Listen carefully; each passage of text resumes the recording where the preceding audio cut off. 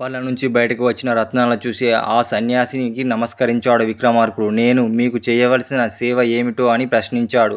అప్పుడు సన్యాసి, రాజా, నేను తపస్సంబంధించిన ఒక కార్యాన్ని దీక్షకు చేయడానికి నిర్ణయించుకున్నాను. అది సక్రమంగా నెరవేరాలంటే నాకు నీ వంటి సాహసవంతుడు కావాలి, అవసరం ఉంది, ఎంతగానో ఉంది. నీ నుండి ఆ సహాయం కోరుతున్నాను అని అంటాడు. నేను చేయవలసిన పనేమిటి అని అడుగుతాడు విక్రమార్క ఆదిత్య మహారాజు. రాబో బహుళపక్షం నాడు అమావాస్య రాత్రిని నేను తపస్సు చేసిన చోటకు ఆయుధాలు మాత్రమే కలిగి ఉన్న ఒంటరిగా రావాలి వచ్చి అడిగాడు విక్రమార్కుడు. అక్కడ కొన్ని ఆమడల దూరంలో ఒక పెద్ద మర్రి చెట్టు ఉంది. ఆ మర్రి చెట్టు కొమ్మన ఒక శవం వేలాడుతూ ఉంటుంది. ఆ శవం శరీరమును నేను తపస్సు చేసే చోటుకు తీసుకొని రావాలి. అలాగే మరి నేను రావాల్సిన ప్రదేశం ఏదని విక్రమార్కుడు అడుగుతాడు. సన్యాసి ఇలా చెప్తాడు. నేను తపస్సు చేసే స్థలం చేరుకునేందుకు గుర్తులు చెప్తాను, జాగ్రత్తగా విను, గుర్తుంచుకో అంటూ ఆ ప్రదేశం చేరడానికి మార్గాలు, గుర్తులు చెప్పి వెళ్ళిపోయాడు సన్యాసి. బహుళపక్ష అమావాస్యని రానే వచ్చింది. ఆ రాత్రి విక్రమార్కుడు కత్తి పట్టుకుని ఒంటరిగా బయలుదేరి సన్యాసి తపస్సు చేసుకునే స్థలానికి చేరుకున్నాడు. ఆ మర్రి చెట్టు ఎక్కడుందో, నేనేం చెయ్యాలో చెప్పండి అని అడిగాడు విక్రమార్కుడు. విక్రమార్కుడిని చూస్తూనే చాలా ఆనందంతో సన్యాసి ఇలా చెప్పసాగాడు. ఇక్కడికి దక్షిణ దిక్కులో నేను చెప్పిన వటవృక్షం ఉంది. దానికి వేలాడుతూ శవం ఉంది. నువ్వు ఇక్కడికి తేవాలి. ఆ శవాన్ని మోసుకు వస్తున్నప్పుడు ఆ శవం నిన్ను పలకరిస్తూ మాట్లాడుతూ ఉంటుంది. శవం మాట్లాడమా?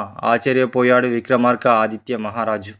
అది మామూలు శవం కాదు, అది చెట్టు మీద బేతాళుడు ఉంటాడు. నువ్వు శవాన్ని భుజానికి ఎత్తుకోగానే ఆ శవంలో బేతాళుడు దూరుతాడు. ఆ బేతాళుడు నిన్ను ఏవేవో ప్రశ్నలు వేస్తాడు. వాడు పలకరించినా నువ్వు బదులు చెప్పవద్దు. నువ్వు మాట్లాడావో, నోరు విప్పావో శవములోనే బేతాళుడు వెనక్కి పారిపోతాడు.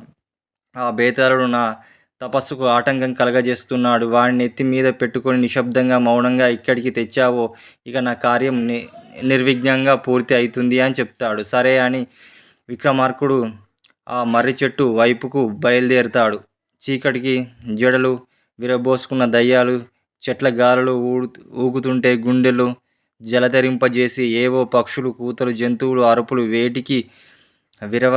వేటికి బెదరకుండా మర్రి చెట్టును చేరుకుంటాడు. అక్కడి వాతావరణం మరి భయంకరంగా ఉంది.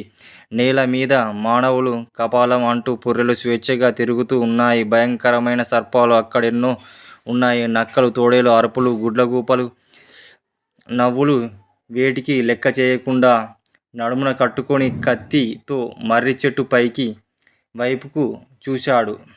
మర్రి చెట్టు మహా వికృతంగా ఉంది. దాని కొమ్మలకు శవం వేలాడుతుంది. అది చెట్టెక్కడానికి శవానికి గట్టిగా తాళ్ళు కట్టి కత్తితో ఛేదించి అది తాళ్ళు తెగగానే శవం మాట్లాడుతూ మొదలుపెట్టింది. దాని మీద పట్టుకోబోతే అది యథాస్థానానికి చేరుకుంటుంది. ఓహో, ఈ శవం శరీరంలో బేతాళుడు ఉన్నాడన్నమాట అనుకొని విక్రమార్కుడు శవాన్ని ఉన్న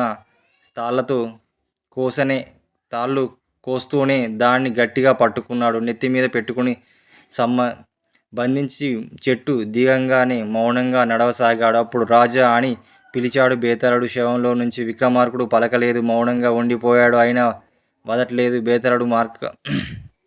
మార్కండేయుడు మహిమలు విక్రమార్క, నీ మహిమలు నేను నీకు అలసట తెలియకుండా ఈ నిషేధంలో నడవడానికి విసురు రాకుండా ఒక కథ చెప్తాను, సరేనా